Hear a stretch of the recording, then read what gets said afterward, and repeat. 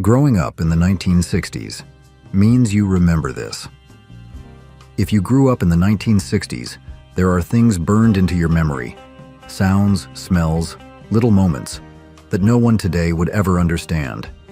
It was a time of wonder, change, and simple joys that slipped quietly into history. Let's take a walk back to the decade that shaped a generation and still whispers to us today. Convenience meals, Swanson TV dinners. There was something oddly comforting about the soft crinkle of a foil tray sliding into the oven. I still remember Sunday evenings at my grandparents' house. Dad in his recliner, the TV humming, and the smell of Swanson's fried chicken slowly filling the room. In the 1950s and 60s, Swanson revolutionized dinner time with their frozen meals, turning leftover turkey into a nationwide phenomenon. With neat compartments for meat, sides, and that molten hot brownie tucked in the corner, it felt like having a personal banquet. These meals weren't just convenient, they were part of a cultural shift. For the first time, families could gather around the television without sacrificing dinner. And somehow, that made even the simplest nights feel special. The Batman TV show. Saturday evenings at our house meant one thing. Batman was on, and nothing short of a power outage could pull us away. I'd race to the TV, still in my school socks, just in time to catch the theme song blaring its famous "Na, na, na, na, Batman." The show, which first aired in 1966, wasn't just a superhero story. It was a splash of color, camp, and cliffhangers that glued America to the screen twice a week. Adam West's deadpan delivery, the wild villains, and those comic book fight words popping up mid-battle made every episode feel like a mini-adventure. Looking back, it wasn't just entertainment. It was a shared rhythm of family, routine, and pure childhood delight. Cold War anxieties, bomb shelters, and drills. Do you remember the sound of that school bell followed by the words, "Duck and cover"? Back in the early 1960s, fear of nuclear war wasn't just in the headlines. It lived in our classrooms and even in our basements. I still recall crouching under my wooden desk, hands over my head, heart pounding, as if plywood could save us. My dad, ever the handyman, spent a whole weekend lining our cellar with canned beans and bottled water after President Kennedy's televised warning. It all felt so serious then, yet to us kids, there was something oddly thrilling about pretending we were secret agents hiding from danger. Looking back now, it's a powerful reminder of just how deeply the Cold War shaped an entire generation. The space race, astronaut dreams, and the moon landing. Summer nights in the late 60s had a different kind of magic. We'd lie on the front lawn, my cousins and I, staring up at the stars, pretending we were astronauts waiting for countdown. At school, teachers rolled in bulky TVs so we could watch every launch. Mercury, Gemini, Apollo, as if we were part of history itself. The moon landing in '69 was more than just a broadcast. It was a moment that made the impossible feel real. When Neil Armstrong took that first step, even our quiet neighborhood erupted in cheers. Back then, space wasn't just a place, it was a dream. And for a brief time, every kid in America believed they just might get there. When you think of the 1960s, what's the very first image that comes to your mind? Beatlemania arrives in America. Was there ever a louder scream than the one that erupted when four lads from Liverpool stepped off that plane at JFK? In 1964, America didn't just welcome the Beatles, we practically lost our minds. I remember watching them on The Ed Sullivan Show, sitting on the carpet with a soda in hand while my sister shrieked like she'd just seen Elvis and Superman rolled into one. Their mop-top haircuts, pointy boots, and collarless suits didn't just start a fashion trend, they sparked a revolution. Beatlemania wasn't just a fad, it was a full-on cultural tidal wave. And for kids across the country, it felt like the future had arrived, clutching a guitar and singing in perfect harmony. Sunday night tradition, Walt Disney's Wonderful World of Color. Some memories don't come in black and white. They arrive in full color, just like Sunday nights with Walt. Back then, Walt Disney's Wonderful World of Color wasn't just a TV show, it was a portal. As soon as that swirling rainbow intro played on NBC, our living room transformed. I'd sit shoulder to shoulder with my siblings on the floor, still in church clothes, while Dad fiddled with the antenna for a clearer picture. Walt's calm voice would carry us off into stories that mixed animation, real-life wonder, and even glimpses behind Disneyland's curtain. It was wholesome, imaginative, and for many families like mine, the 1 hour a week that felt like pure magic. Must-see TV, American Bandstand and dance crazes. There was a rhythm to life back then, and on Saturday afternoons, it came straight from our living room TV. American Bandstand, with Dick Clark's smooth voice and easy charm, was more than a show. It was the pulse of a generation. Week after week, teens across the country watched new stars take the stage. Smokey Robinson, Stevie Wonder, Sonny and Cher, and learned the latest dance crazes sweeping the nation. From the twist to the mashed potato, every move felt like a shared language, and every beat a reason to get off the couch. Bandstand didn't just showcase music, it connected us, shaped our style, and turned an ordinary afternoon into something unforgettable. Exploring new frontiers, Star Trek. The stars felt closer on nights when the Enterprise was on the screen. Back in 1966, Star Trek didn't just show us alien worlds, it gave us a glimpse of who we could become. A future without prejudice. A crew that looked like the world we wished we lived in. I still remember watching with my uncle, a Vietnam vet, who rarely smiled at the TV. Except when Spock raised an eyebrow, or Scotty saved the ship. At a time when conflict filled the headlines, this quiet, thoughtful show dared to speak of peace, reason, and unity. It wasn't just science fiction, it was a lesson in humanity, broadcast one episode at a time. Classic childhood moments. Back when sunscreen was optional and drinking from the garden hose was totally acceptable, life just felt easier. We didn't need much, just our banana bikes, a patch of pavement, and a friend who didn't mind racing you downhill with no hands. I still remember one summer afternoon in '67 when Tommy dared me to ride with my eyes closed. We both ended up in Mrs. Parker's rose bushes. Those moments defined childhood in the '60s. Days were long, summers seemed endless, and our station wagons doubled as rocket ships on dusty back roads. Even with the noise of the world around us, there was still space for wonder. And nothing captured that spirit more than staring up at the sky, dreaming about the moon. Classic toys, Rock'em Sock'em and Major Matt Mason. Ever wonder why some childhood toys never really left our memories? Back in the late '60s, few things sparked more excitement than those clunky little boxing bots, Rock'em Sock'em robots. My cousin Jake and I would spend hours trying to knock each other's robot's head clean off, shouting "Gotcha!" before slamming the reset button. Designed by Marvin Glass and released by Marx in 1964, it was simple, loud, and endlessly satisfying. And if you were dreaming of space instead of slugfests, Major Matt Mason from Mattel had you covered. Based on real NASA tech, he bent at the knees, until those wire joints wore out, of course. Still, for a generation, growing up on moon landings and comic books, these toys were more than plastic. They were pure imagination. What's one thing from the 1960s you wish we could bring back today? Share your thoughts in the comments below. Iconic games and toys, Twister, Hot Wheels, and more. Laughter echoed louder when Twister came out at a party. It didn't matter if you were 8 or 18. Once someone spun the dial, the living room became a mess of elbows, socks, and awkward giggles. Introduced by Milton Bradley in 1966, Twister was one of the first games to make physical closeness part of the fun.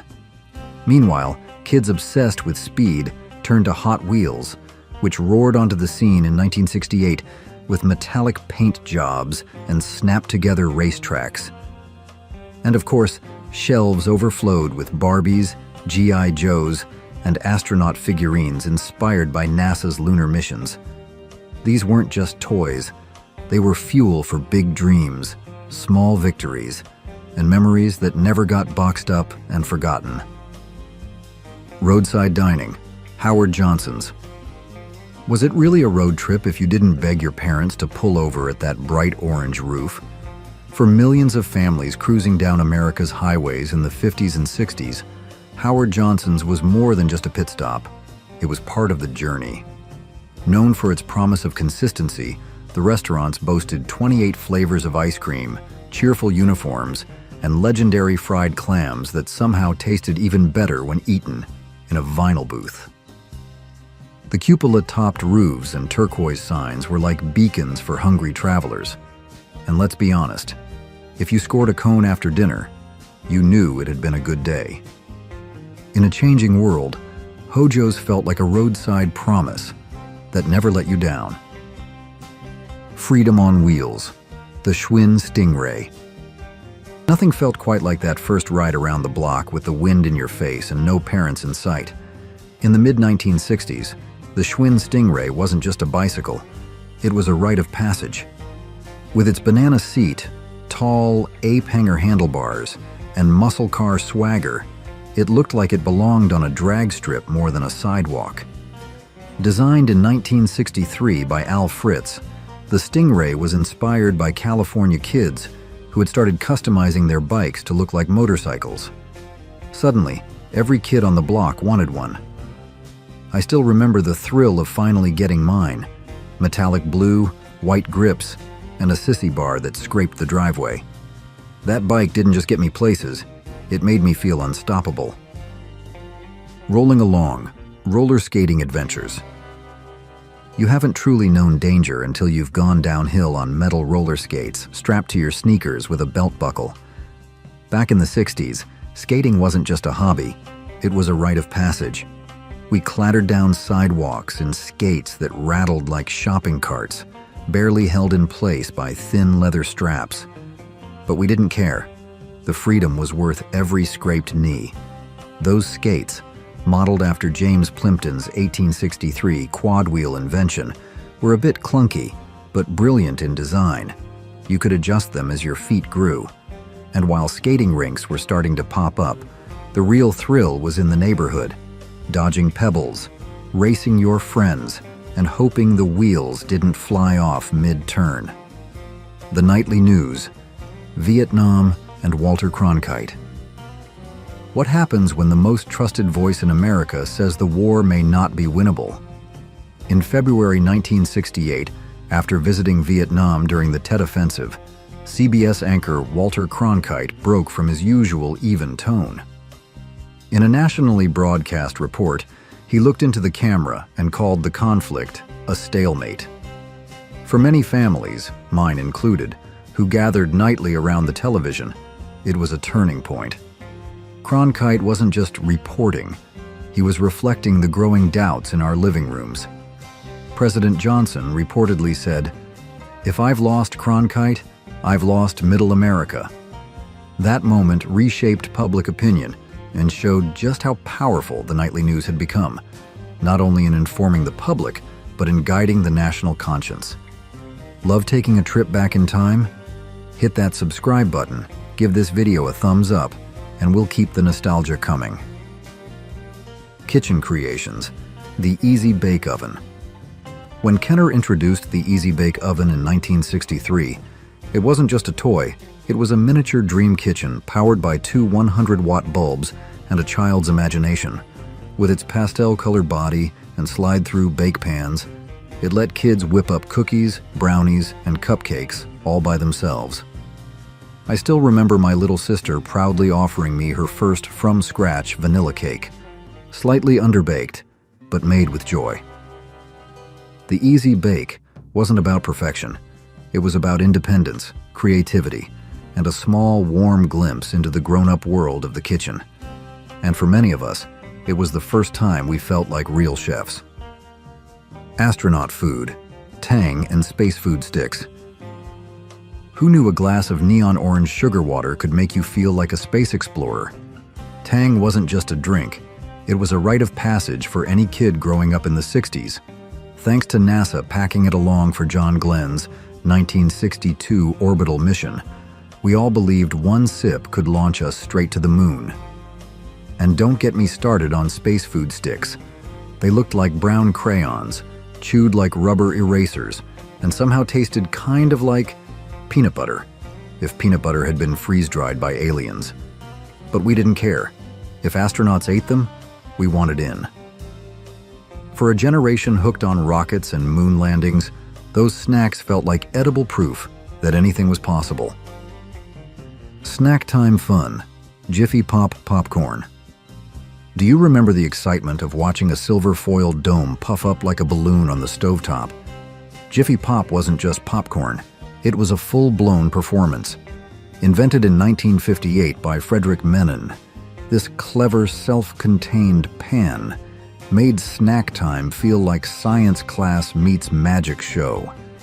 You'd hear the first kernel pop, then a rising sizzle, and before long, the pan would swell into a golden crown of anticipation. With a little shake of the handle and a lot of patience, the reward was buttery, slightly smoky popcorn that somehow tasted better because you made it yourself. In a time before microwaves, Jiffy Pop turned a simple treat into a shared experience. And that's what made it unforgettable. Dinner table, staple, Jell-O molds.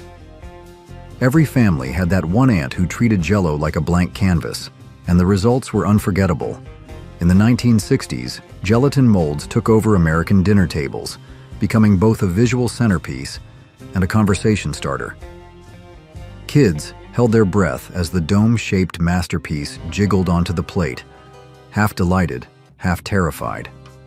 Beneath the fruity surface lurked a surprise: shredded carrots, marshmallows, tuna, even olives. Brands like Jell-O pushed the limits with flavors like celery and Italian salad, encouraging creative home cooks to turn gelatin into a savory experience. While we may have quietly scooted it to the edge of our plates, deep down, we knew this wobbly concoction was made with care, and it meant we were gathered together for something that mattered. Reading material, Boys Life magazine. If you had muddy knees and a pocket knife, chances are you had a copy of Boys Life rolled up in your back pocket. First published in 1911 and officially adopted by the Boy Scouts of America, Boys Life wasn't just a magazine. It was a monthly passport to adventure. Each issue delivered a mix of how-to tips, wilderness survival stories, jokes, comics, and gear ads that could make any scout's heart race. In the 1960s, it felt like a badge of honor just to have a subscription. You'd read it cover to cover, then trade it with your buddy like it was top secret intel. And whether you were actually in Scouts or just dreamed of sleeping under the stars, Boys Life made you believe you were ready for anything. Everywhere you looked, Good Luck Trolls. The Good Luck Trolls, created in 1959 by Danish woodcarver Thomas Dam as a gift for his daughter, weren't just toys, they were tiny talismans of joy. Originally hand-carved from wood and topped with woolen hair, they exploded in popularity in the early 60s. By 1964, demand was so high that Dam reportedly bought up the entire wool harvest of Iceland. Kids believed that rubbing their neon hair brought good fortune, and honestly, we didn't question it. From toy shelves to lunchbox lids, they were everywhere, and for a few shining years, nothing said cool quite like a troll with pink hair and a belly-button gem. A glimpse of the future, the Jetsons in color. What did your idea of the future look like as a kid? For many of us growing up in the early 60s, it had flying cars, robot maids, and dinner cooked at the push of a button, all thanks to the Jetsons. Premiering on ABC in 1962, it was among the first shows broadcast in color, which made its futuristic world even more dazzling. Though the original run lasted only 24 episodes, the impact was long-lasting. We weren't just watching a cartoon, we were dreaming out loud. The Jetsons imagined a life of convenience, technology, and wonder, years before personal computers or smartphones. For a generation raised on rotary phones and black and white sets, it was a bright, bouncing glimpse of what just might be possible. DIY repairs, TV tube testers. Saturday mornings had a rhythm: cartoons, cornflakes, and a trip to the drugstore with Dad to test TV tubes.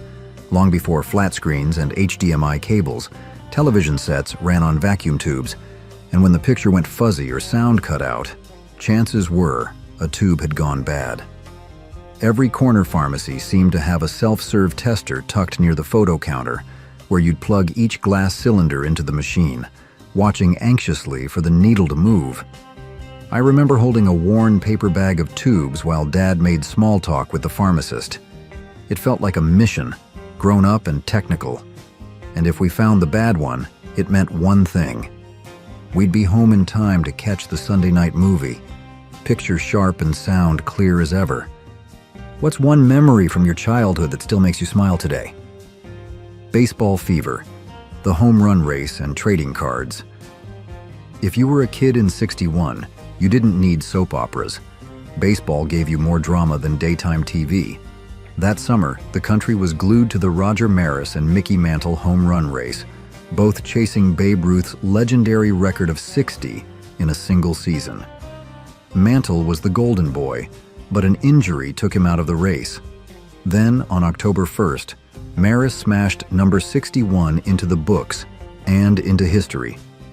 Meanwhile, every kid on the block was flipping, trading, and chewing gum over Topps baseball cards. Holding a card with Mantle's face or Maris's stats felt like owning a piece of that magic. It wasn't just a sport, it was a fever that turned ballparks into cathedrals and bubblegum into currency. Fashion. Forward. Go-go boots. What girl didn't dream of clicking down the sidewalk in a pair of bright white go-go boots? By the mid-1960s, these shiny mid-calf wonders, first introduced by French designer André Courrèges, were strutting straight out of fashion magazines and into closets across America. With their low heels, glossy finish, and space-age style, go-go boots captured the bold, youthful energy of a generation on the move. Whether you were watching Hullabaloo or sneaking a look at your older sister getting ready for a school dance, those boots made a statement. They weren't just shoes, they were power, confidence, and a little bit of rebellion zipped up to your knees. And once you put them on, you didn't walk. You glided, with purpose and style. Backyard adventures. Cap guns. Bang. You knew it was serious when the neighbor kid pulled out his Stallion .45. Back in the 50s and 60s, cap guns were the crown jewel of every backyard arsenal. Whether you were reenacting a Wild West showdown or chasing outlaws across the lawn, those toy revolvers delivered drama, complete with snap, smoke, and the smell of burnt paper caps. Inspired by the real percussion cap firearms of the 1800s, they became wildly popular after World War II, thanks in part to cowboy legends like Roy Rogers and Hopalong Cassidy. Companies like Mattel and Nichols crafted models so detailed they could fool a glance. And sure, your fingers got black and your ears rang, but for a few glorious minutes, you were the sheriff, the outlaw, and the hero all in one. Hometown TV. The Andy Griffith Show. The Andy Griffith Show, which first aired in 1960, wasn't just a sitcom. It was a slice of small-town Americana. With its gentle humor, warm life lessons, and unforgettable characters like Barney, Opie, and Aunt Bee, the show offered a sense of stability during a decade full of change. It reminded us of a time when problems were simpler and kindness went a long way. Its success sparked spin-offs like Gomer Pyle, USMC, and its reruns still resonate today. Watching it felt like sitting on the front porch with people you knew by heart, and somehow still do. Science fiction television, The Twilight Zone and The Outer Limits. What was it about a black and white screen that could leave you staring in silence long after the credits rolled? In the early 1960s, The Twilight Zone wasn't just television.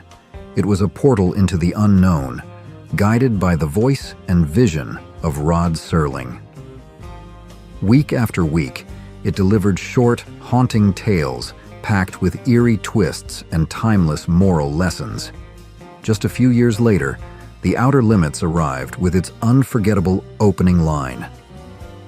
"There is nothing wrong with your television set."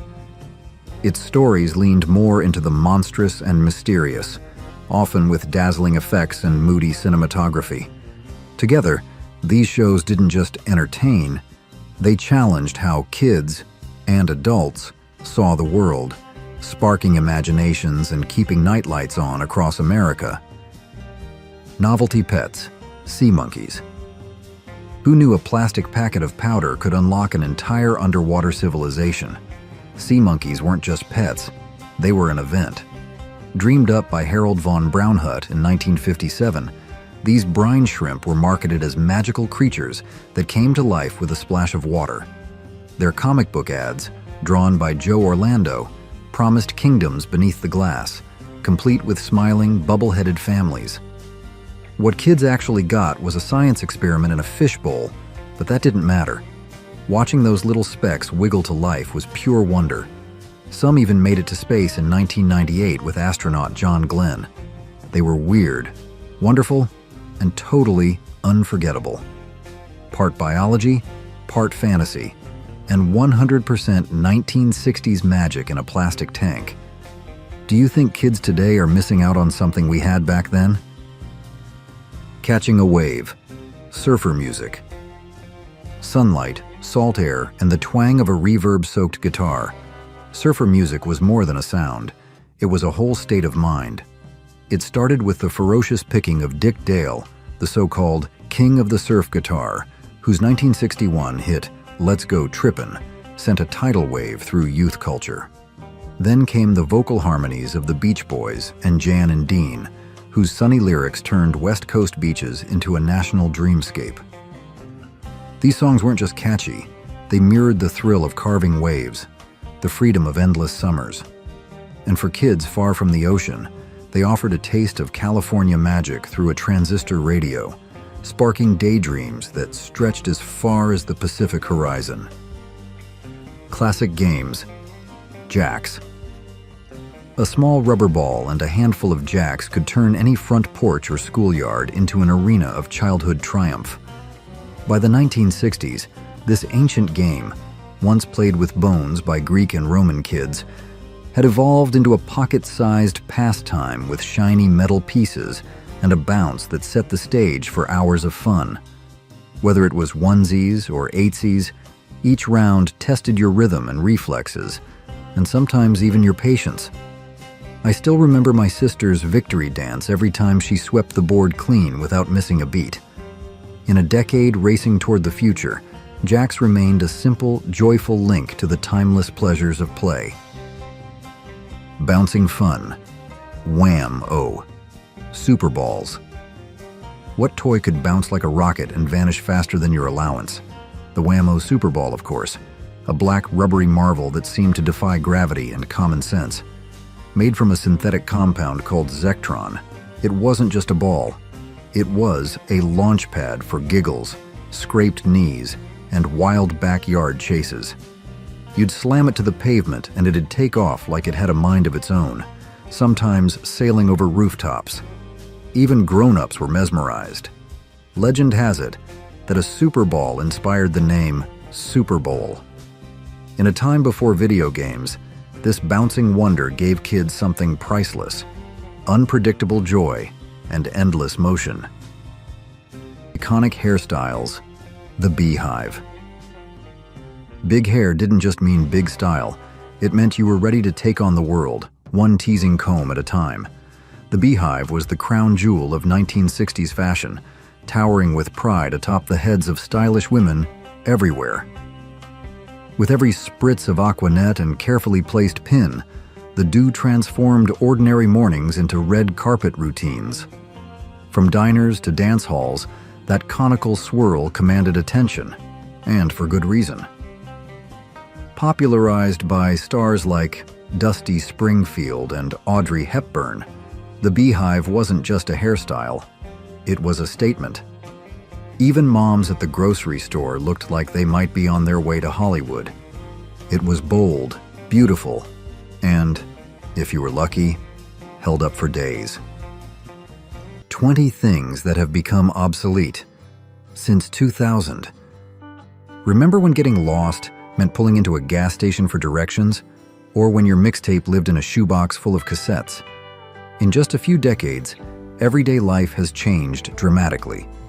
In today's video, we're taking a nostalgic, and sometimes hilarious, look back at the things we've left behind in our rush toward the future. Computer labs.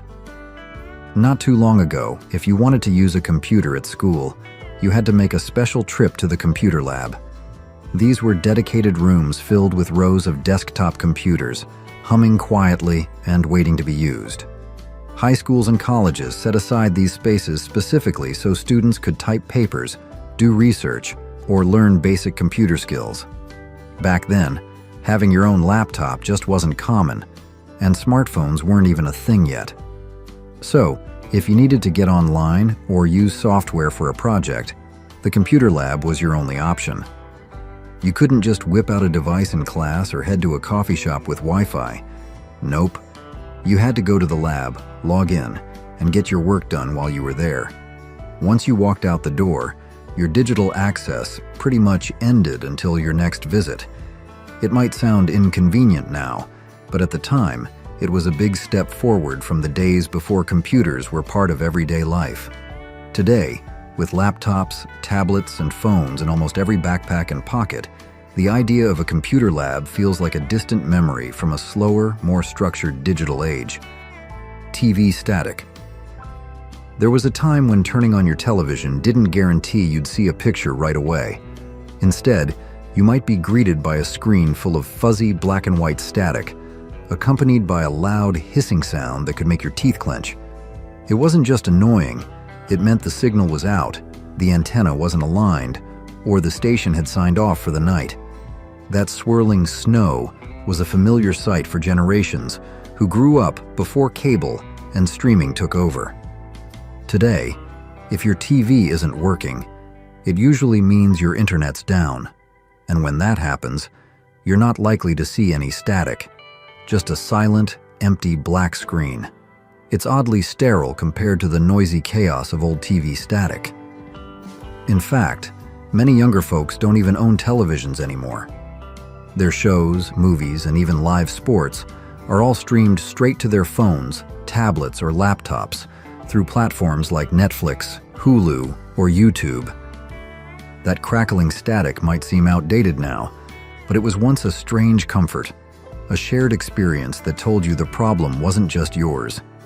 Now, it's just one more analog memory fading into the background of a digital world. VCRs.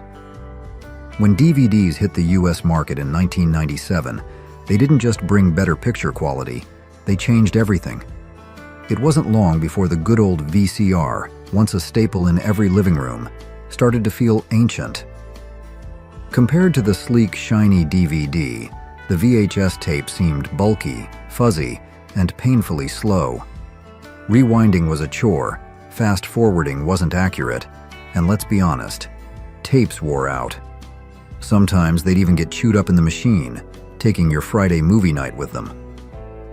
By 2005, even the Washington Post couldn't resist poking fun at the once mighty VCR, giving it a mock obituary.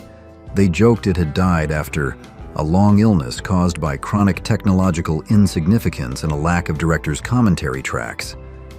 And that really sums it up.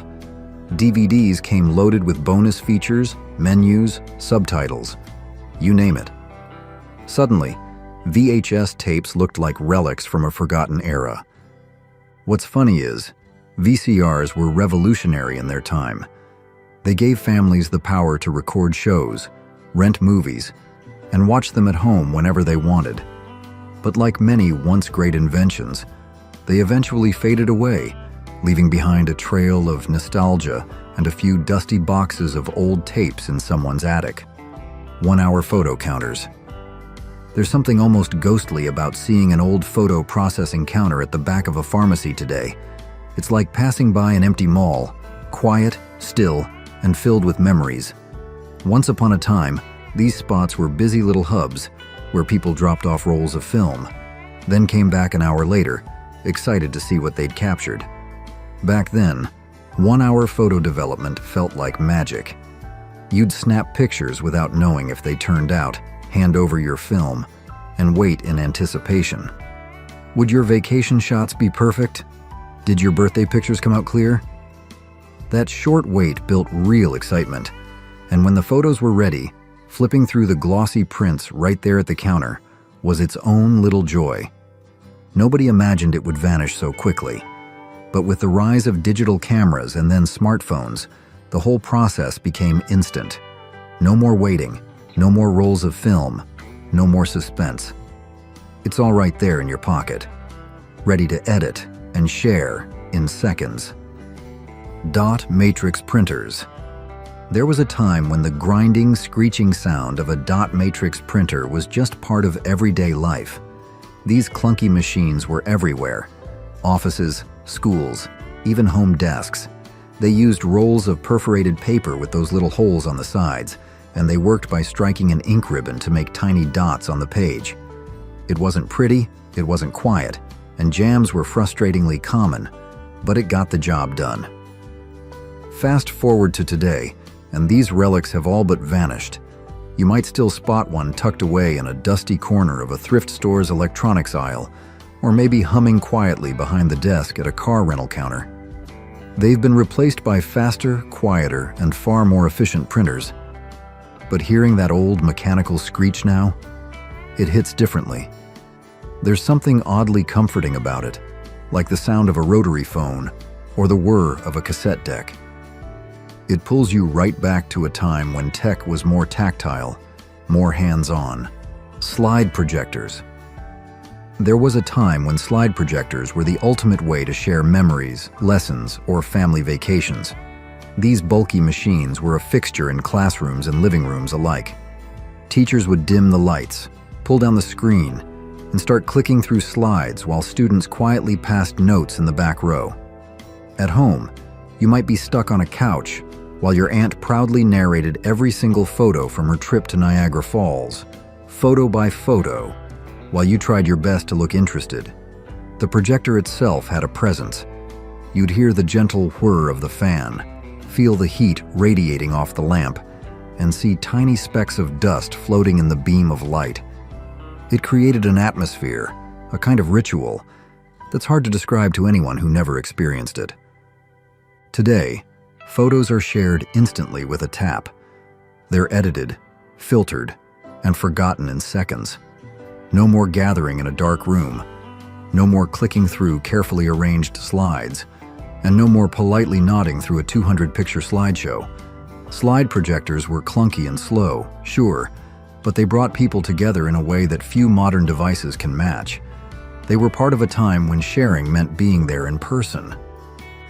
Thank you for watching. To continue with more content, comment yes to let us know you're still following. Getting lost before GPS. Before the age of smartphones and built-in GPS, getting lost was just part of life. If you were driving somewhere new and took a wrong turn, there was no friendly voice telling you to recalculate. You were on your own. And honestly, that was kind of exciting. If you didn't know where you were, you had a few choices. Pull into a gas station and ask for directions, unfold a massive paper map from the glove box, or just keep driving and hope something looked familiar. There was a certain charm to it, a kind of real-world puzzle. Being lost wasn't always fun, but it was part of the adventure. It made finding your destination feel like a victory. Then came MapQuest in the early days of the internet. You could print out a full page of turn-by-turn directions before you left the house. It felt futuristic. But still, if you missed a step, you were stuck. The busy signal. There was a time, not all that long ago, when making a phone call came with a very specific sound, the busy signal. That loud, repetitive beep meant the person you were calling was already on the line. It was frustrating, sure, especially if you really needed to talk to them. But at least it told you something clear. They were home, they were using the phone, and you'd just have to try again later. In the days of landlines, this was part of everyday life. There was no call waiting at first, and no texting someone instead. You picked up the phone, dialed, and hoped it rang. If it didn't, that buzzing tone told you your call couldn't go through because the line was taken. Simple, predictable, honest. Today, it's a different story. When you call someone on a cell phone and get sent straight to voicemail, who knows what it means? Maybe their phone's off, maybe they hit decline, maybe they're out of battery, or maybe they just don't want to talk. The busy signal may have been annoying, but it was straightforward. And now, in a world of endless digital guessing games, that old beep almost feels comforting. Sick days and the price is right.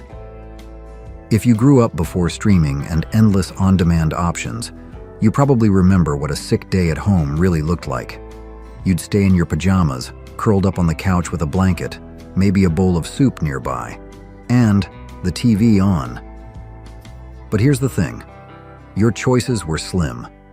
No Netflix, no YouTube, no binge-watching your favorite show. Daytime TV ruled, and if you were lucky, you'd catch The Price is Right with Bob Barker. That show became the highlight of so many childhood sick days. You'd watch people come on down to win kitchen appliances, cars, and cash prizes. Bob Barker was calm, kind, and smooth.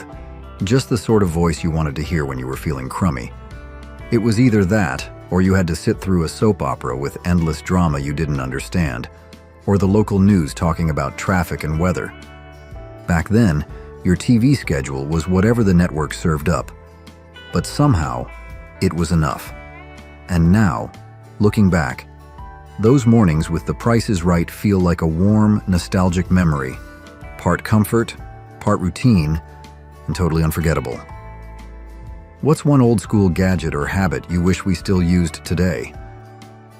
Cursive writing. Cursive writing used to be a rite of passage. You learned it in elementary school, practiced it in notebooks with lined pages, and worked hard to make your loops and slants just right. It was considered elegant, proper, even necessary. Teachers graded you not only on what you wrote, but how you wrote it. And for decades, cursive was the standard for everything from love letters to formal documents. But today, most kids don't write in cursive. Many can't even read it. With the rise of email, texting, and digital communication, cursive has quietly slipped into the background.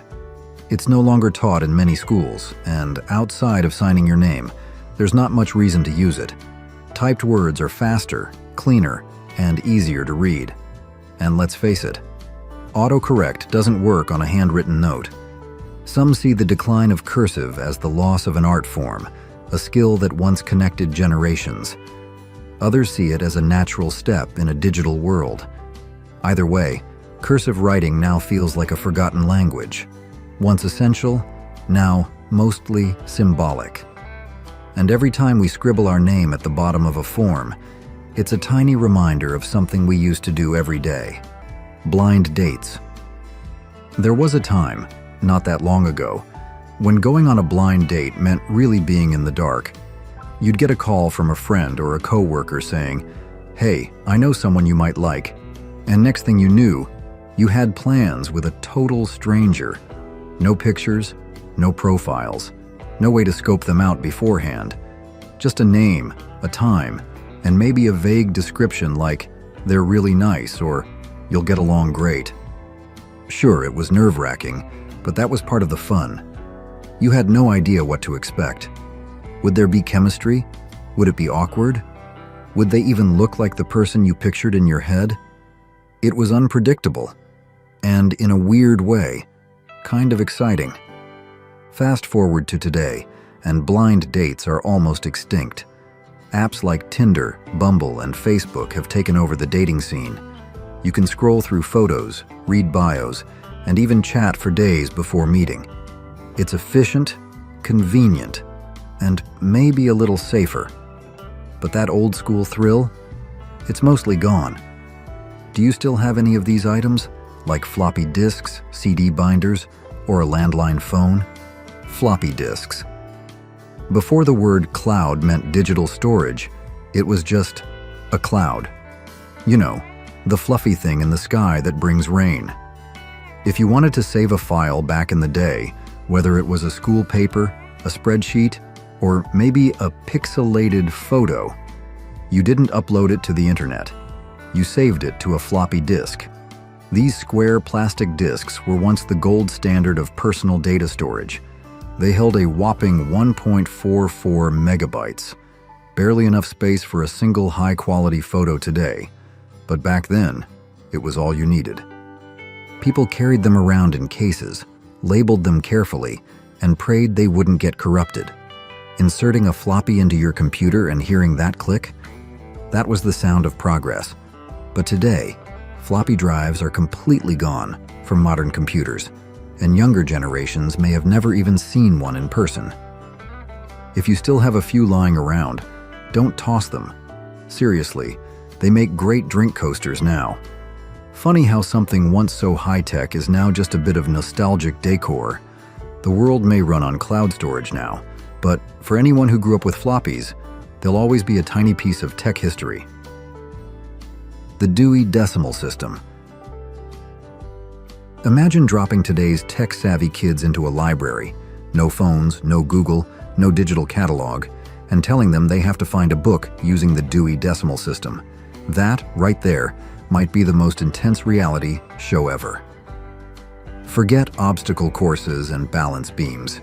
Try navigating rows of books organized by a numerical system you've never seen before, all while trying to remember what those numbers even mean.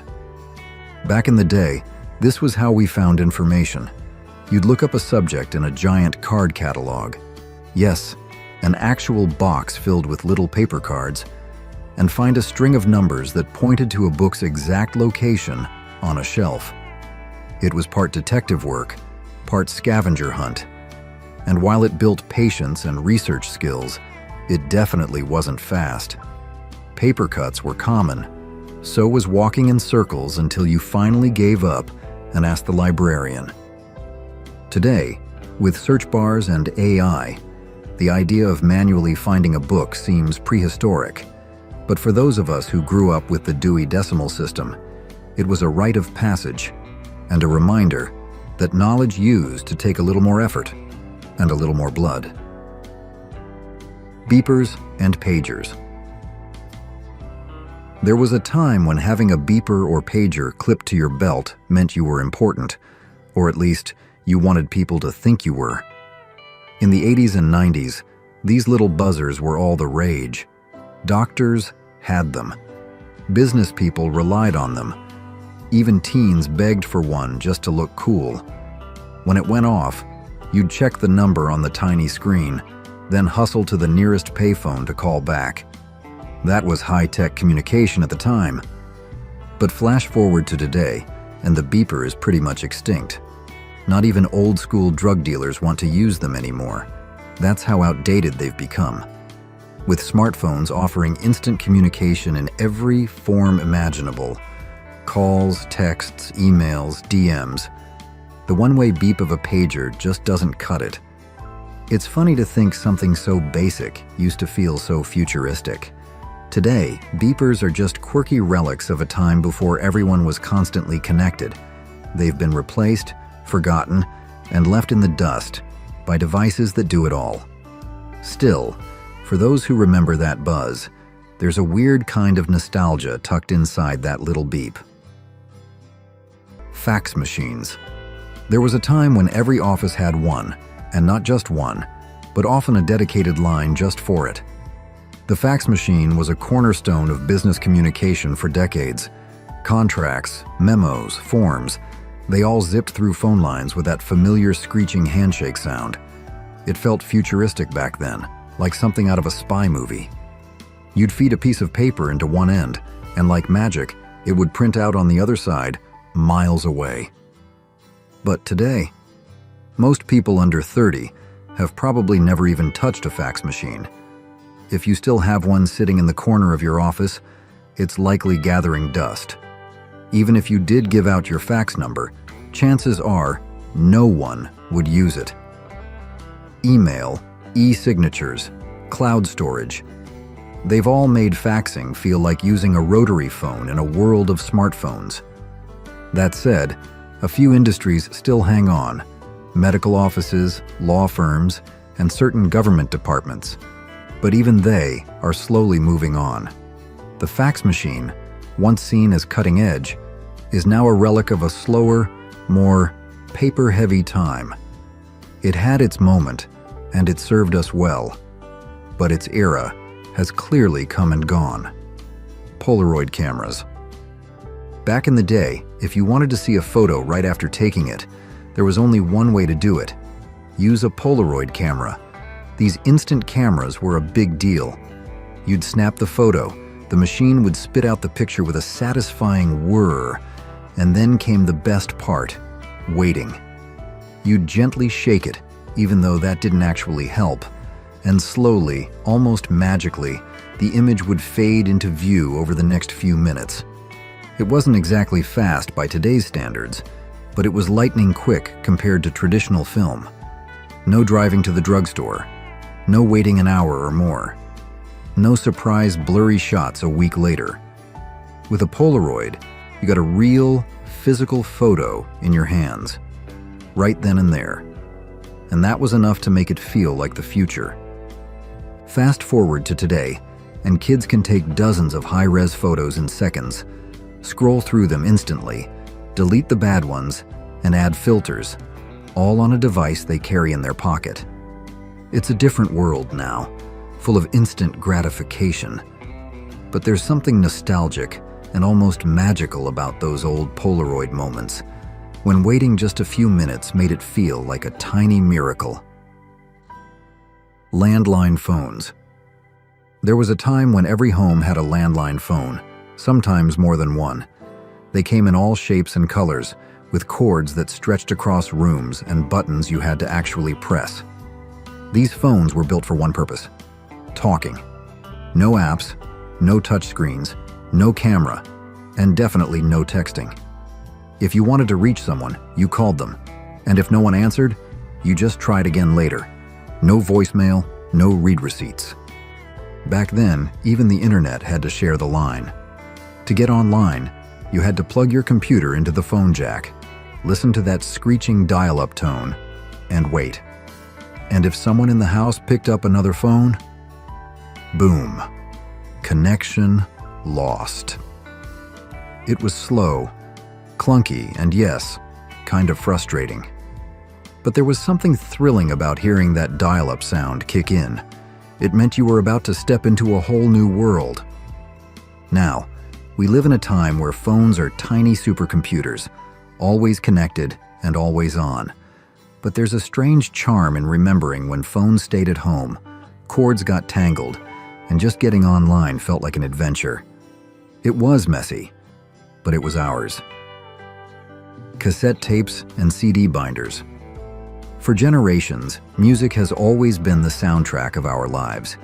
But before streaming apps and smartphones put millions of songs in our pockets, listening to music meant physically bringing it along for the ride. Whether you had a cassette tape case or one of those giant zip-up CD binders, your playlist was only as good as what you packed before you left the house. If you were going on a road trip, you'd flip through dozens of tapes or discs, deciding which albums or mixes would carry you through the drive. Once you were on the road, switching out a tape or CD while steering down the highway was no small task. It might not have been texting, but it was just as distracting and just as risky.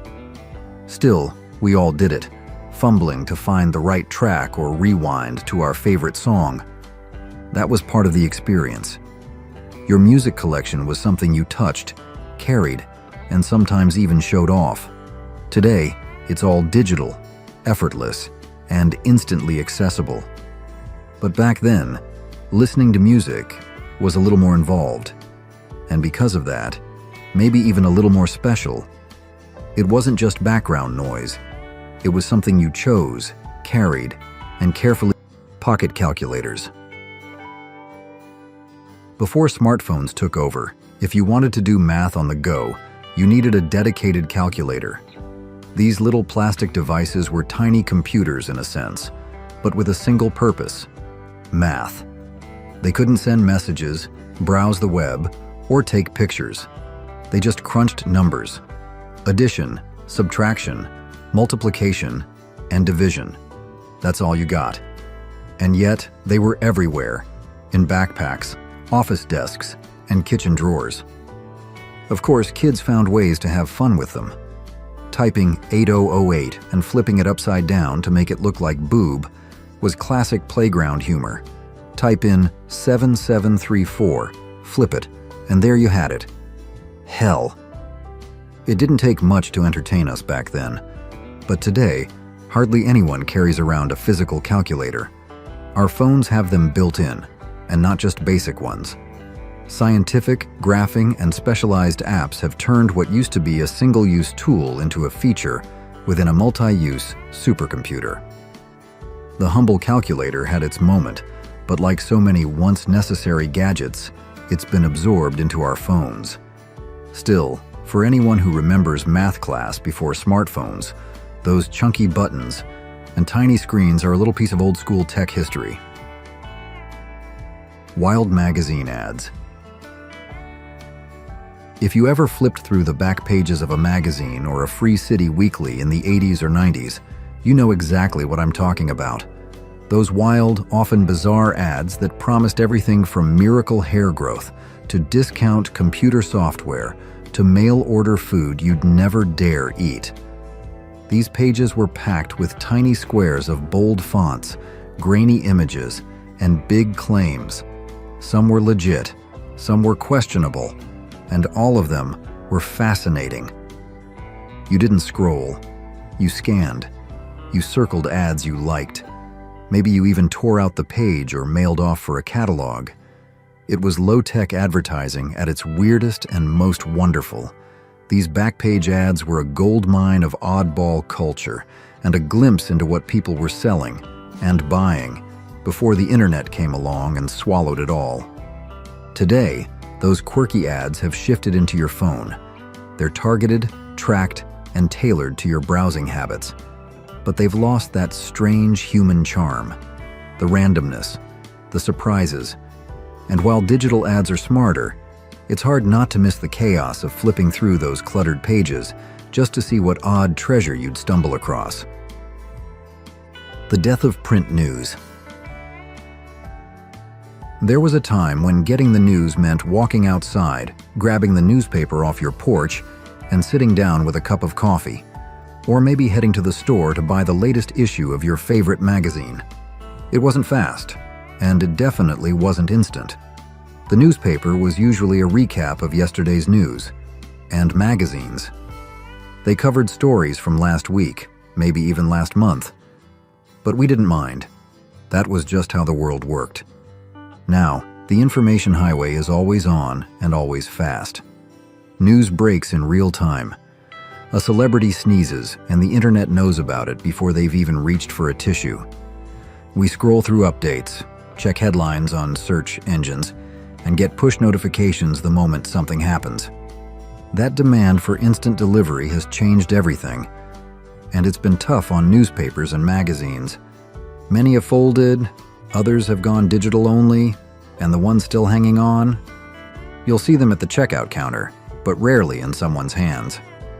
We've traded patience for speed, and while the convenience is amazing, there's something quietly nostalgic about those slower mornings, flipping through pages, underlining articles, and getting your news one day at a time. Which moment from the 60s brought the biggest smile to your face?